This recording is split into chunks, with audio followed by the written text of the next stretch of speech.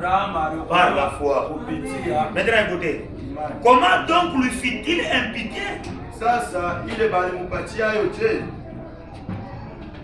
Était-ce après ou avant sa circoncision? Il n'était pas encore circoncis. Il était un incirconcis. Il a été sauvé avant d'avoir la circoncision. Il a reçu son salut avant la circoncision. C'est comme ça avec nous. Maintenant, je vais vous donner comment est-ce qu'un homme arrive à être sauvé. Et il a reçu les signes de la circoncision comme son de la justice qu'il avait obtenu par la foi quand il était circoncis. Est-ce que vous avez compris ça? C'est-à-dire, nous sommes sauvés par la foi. Une fois je crois le Seigneur, directement je suis sauvé. Maintenant ma foi doit être confirmée par un signe.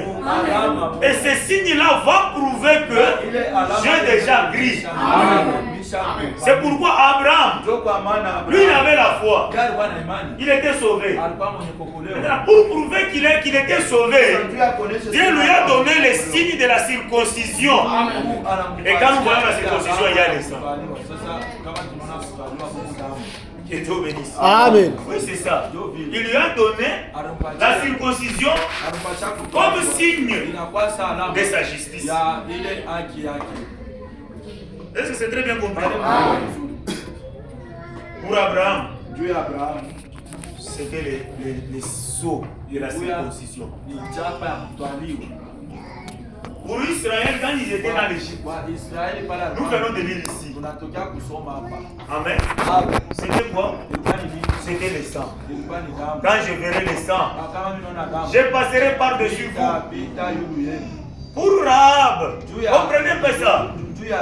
C'était le signe du fil cramoisi. Quand on verra ça, on passera outre. Amen. C'est toujours avec un signe qui prouve que nous sommes sauvés. Aujourd'hui, tu ne peux pas avoir seulement le salut comme ça. Mais il n'y a aucun signe qui prouve réellement que tu es sauvé. Amen. Amen. Ce n'est pas ça. Amen. Ce n'est pas ça. Pour être sauvé, il doit avoir un signe. Dans l'Ancien Testament, il y avait toujours ça. Et dans le Nouveau Testament, nous ne pouvons pas avoir un autre signe en dehors de celui de Jésus. Or, Jésus nous a envoyé le Saint-Esprit. Qu'est-ce qu'il a dit? Encore un peu de temps. Le monde ne me verra plus. Mais vous me verrez. Parce que je serai avec vous. Même en vous. Il doit être en nous comme signe de notre salut. Est-ce que c'est très bien compris? Amen. Oui, c'est ça. Et quand nous prêchons le Saint-Esprit, c'est le son du salut. Quand tu crois au Seigneur, une fois croire que tu es sauvé. Maintenant, pour que Dieu puisse t'identifier, que Dieu t'identifie et savoir que tu es son fils, il vient avec le Saint-Esprit. Il te donne comme sceau. Maintenant, le Saint-Esprit est le sceau. Dieu ne peut pas poser un sceau sur quelque chose et puis effacer. Non, ce n'est pas ça. Quand il a donné le sceau, cela veut dire que c'est une œuvre finie. C'est très bien compris. Amen. On met le sceau sur une œuvre finie. On n'a pas encore terminé avec les documents. On va poser les sceaux comment? Si seulement on peut terminer avec, c'est alors que Dieu vient maintenant avec son sceau. C'est comme ça.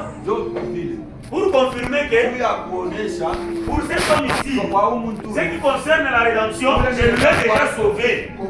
Et Dieu ne peut pas te sauver le matin pour te perdre le soir. Oh, le Saint-Esprit était entré, puis cela était sorti. Nous ne sommes pas dans l'ancienne alliance. Où le Saint-Esprit venait dans l'esprit de l'homme. Après quoi, le Saint-Esprit pouvait encore quitter l'homme. Nous sommes dans la nouvelle alliance. Dans l'ancienne alliance, Dieu traitait avec les esprits des hommes. Mais dans la nouvelle alliance, il traite avec le cœur et l'âme d'une personne. Quand il te donne le Saint-Esprit, c'est fini, tu es sauvé. Amen. Est-ce que c'est très bien pour vous? Je prends un peu Ephésiens.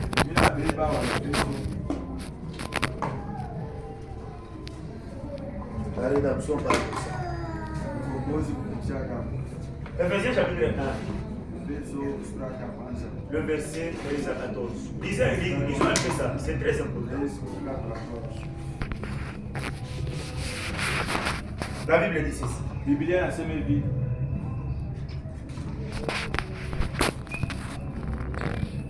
En lui, vous aussi, après avoir entendu la parole de la vérité,